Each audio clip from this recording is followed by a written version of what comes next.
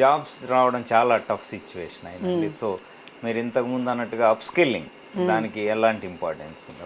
Jobs రాలేదు అంటే ప్రతి వాళ్ళు మా పిల్లల టైం నుంచి నేను చూస్తున్నాను, చంద్రబాబు నాయుడు గారి హయాం నుంచి కాలేజెస్ ఎక్కువైనాక ప్రతి వాళ్ళు కూడా వేరే ఇవి చదవట్లేదండి, ఓన్లీ ఐటీ కంప్యూటర్స్. ఆ కంప్యూటర్స్ ఇవన్నీ వెళ్ళి పరాయి దేశం మీద బతికాం. పరాయి దేశం మీద బతికేసరికి వాళ్ళు ఇప్పుడు తోసేస్తున్నారు. నేనంటాను, నువ్వు ఒక ఎంటర్ప్రెన్యూర్ బాబు, నువ్వు ఎంటర్ప్రెన్యూర్ అయితే ఇంకో నలుగురికో ఇద్దరికో జాబ్ ఇస్తావు. నువ్వు ఇప్పుడు అక్కడ నువ్వు 2 లక్షలు 3 లక్షలు సంపాదిస్తున్నావు, నాకు ఇక్కడ ఇదే రావాలని అనుకుంటున్నావు. కానీ నేనేమంటానంటే బేస్ నుంచి స్టార్ట్ చేయండి. ఒక సంవత్సరంలో అయినా సరే నువ్వు కష్టపడితే వస్తారు. అంతేకాని మాకు ఐటీఏ లైఫ్, ఐటీఏ ఇది కాదు అన్నట్లుంది. ఇప్పుడు మన ఇది ఏఐ వచ్చింది, ఇదన్న ఏఐ వచ్చినా ఏది వచ్చినా కానీ హ్యూమన్ స్కిల్స్ని చంపలేదండి. ఏఐని కూడా కమాండ్ చేసేది మనుషులే. ఇప్పుడు మేము కొన్ని వాడతాం సాఫ్ట్వేర్స్, దానికి మనం కమాండ్ ఇవ్వకపోతే అవి మనకి రావు కదండి. సో ఏఐ వచ్చి కానీ ఏది కాదండి, బయట వాళ్ళ మీద ఆధారపడకుండా మన మీద ఆధారపడి ఫస్ట్ మనం స్కిల్ నేర్చుకుని తర్వాత ఎదుటి వాళ్ళని ఇది చేయగలిగితే కనుక జాబ్స్ గురించి అసలు ఆ నిరుద్యోగం అన్న సమస్య లేదండి ఈ రోజున. ఎందుకంటే మేము సినిమాల్లో కానీ మా చిన్నప్పుడు కానీ చూస్తే తినడానికి లేదు, అప్పులు చేసుకున్నాం, ఇలా అన్నీ ఎక్కువ చెప్పేవాళ్ళు. ఈ రోజున తిండి ఎక్కువైపోయింది జనాలకి. వాళ్ళు అది దొరికే తత్వం కూడా స్విగ్గీలు ఇవన్నీ వచ్చేసినాయి. డబ్బులు కావాలి జనాలకి, ఆ డబ్బులు కావాలంటే కష్టపడాలి. ఇప్పుడు మరి ఎంతమంది చదువుకున్న వాళ్ళు వీళ్ళు జెప్టోలు, స్విగ్గీలు, అది ఇంకొకటి ఏంటంటే డిగ్నిటీ ఆఫ్ లేబర్.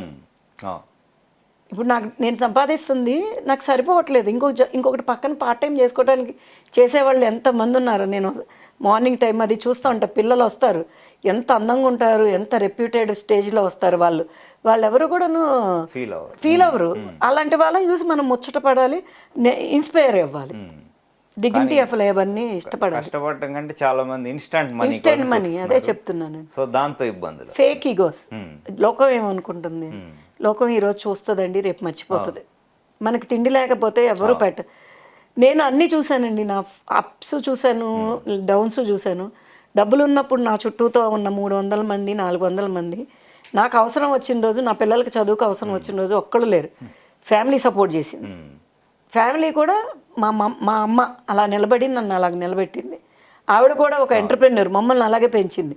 ఆ రోజులు ఎంటర్ప్రెన్యూర్స్ అయ్యలేదు, చీరలు అమ్మి, జ్యువెలరీస్ అమ్మి, లేకపోతే డబ్బులు వాళ్ళకి తను గోల్డ్ పెట్టుకొని వేరే వాళ్ళకి లెండ్ చేసి ఇచ్చి అలాగా ఆవిడ చేసి ఈ రోజున ఈ రోజు కూడా మాకు ఏదన్నా వస్తే, ఆవిడకి ఇప్పుడు 70 సంవత్సరాలు వస్తాయి, ఈ రోజు కూడా ఆవిడ సపోర్ట్ మాకు ఉంటుంది. ఇంట్లో ఆడది గనక స్ట్రాంగ్గా ఉంటే ఏ ఫ్యామిలీ కూడా నాశనం అవ్వదండి. జయలక్ష్మి గారు, ఎంటర్ప్రెన్యూర్గా మీ కెరీర్లో తీసుకున్న బోల్డ్ డెసిషన్ ఏంటంటే? నా ఎంటర్ప్రెన్యూర్గా తీసుకున్న బోల్డ్ డెసిషన్ ఏంటంటే, ఒక మనిషి పేరు మీద ఉన్న ఫర్మ్ని, ఎస్ఎస్ఐ ఫర్మ్, ఎస్ఎస్ఐ నుంచి దాన్ని ప్రైవేట్ లిమిటెడ్గా తీసుకెళ్ళటం అనేది నా జీవితంలో నేను తీసుకున్న చాలా బోల్డ్ డెసిషన్. నన్ను చాలామంది భయపెట్టారు, ఎందుకు మీరు తీసుకున్నారు, మీకు కంప్లైంట్స్లు చేయాలి అది ఇది అని. టచ్ వుడ్ 5 years అయింది ఫామ్ అది స్టార్ట్ చేసి, ఈ రోజు వరకు అయితే నేనేమీ సఫర్ అవ్వలేదు. ఆ పేరు వల్ల, ఆ రాధ్య ఇన్ఫ్రాస్ట్రక్చర్ పేరు వల్ల నేను చేసిన 1000 ప్రాజెక్ట్స్కి నేను ఒక వాల్యూ ఇవ్వగలిగాను. అదే శ్రీనివాసరావు గారు లేకపోతే జయలక్ష్మి మా హస్బెండ్ అనే ఆ 2 సింగిల్ పేర్ల మీద ఫర్మ్ ఉన్నట్లయితే ఈ రోజు కూడా మేము అలాగే ఉండేవాళ్ళం. ఈ రోజున నేను ఒక ఫౌండర్గా లేకపోతే మేనేజింగ్ డైరెక్టర్గా రాధ్య ఇన్ఫ్రాస్ట్రక్చర్ని నడిపించగలుగుతున్నాను అంటే నేను తీసుకున్న బోల్డ్ డెసిషన్స్. ఇవాళ ఉమెన్ ఎంటర్ప్రెన్యూర్స్కి మీరు ఎలాంటి మెసేజ్ ఇవ్వాలి? ఉమెన్ ఎంటర్ప్రెన్యూర్స్ అంటే ఈ రోజున 80% of the women are entrepreneurs. వాళ్ళు తెలుసో తెలియకుండానో మనకి ఇంట్లో చీరలు అమ్ముతున్నారు, జ్యువెలరీస్ అమ్ముతున్నారు, యూట్యూబ్లో ఎంతమంది ఇన్ఫ్లుయెన్సర్స్, ప్రతి వాళ్ళు కూడా వాళ్ళు చేస్తున్నారండి. మనం వాళ్ళకి ఏమి ఇవ్వక్కర్లేదండి. కాకపోతే ఏంటి అంటే షార్ట్ మనీ కోసం షార్ట్ కట్స్కి ఎత్తుక్కోకుండా జెన్యున్గా చేస్తే కనుక చాలా బాగుంటుందండి బిజినెస్ లైఫ్. ఎందుకంటే మనం చూస్తున్నాం చాలా ఇష్యూస్ వస్తున్నాయి, అంత పెద్ద పైకి ఎదిగిన వాళ్ళు పాతాళానికి పడిపోతున్నారు. ఇంకొకటి ఏంటంటే ఎంత ఫాస్ట్గా పైకి ఎదుగుతాము, బేస్ కనుక ఎప్పుడు నేను చెప్పేది అది ఎవరికైనా కానీ 10 సార్లు చెప్తున్నాను కూడా, బేస్ స్ట్రాంగ్గా లేకపోతే ఎంత పైకి ఎదుగుతాం అంత ఇమీడియట్గా కిందకి ఫాల్ డౌన్ స్టార్ట్ అవుతుంది.